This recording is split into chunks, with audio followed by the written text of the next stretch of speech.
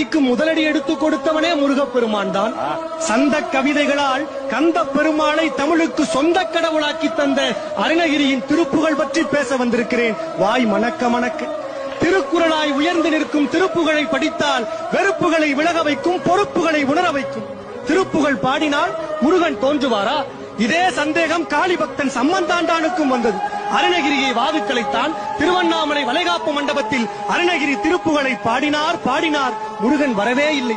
காரணம், குழந்தையாக்கி முருகனை உன் மடியிலேயே வைத்துக்கொள் என காளி பக்தன் சம்பந்தம் காளியோடு போட்ட ஒப்பந்தம்.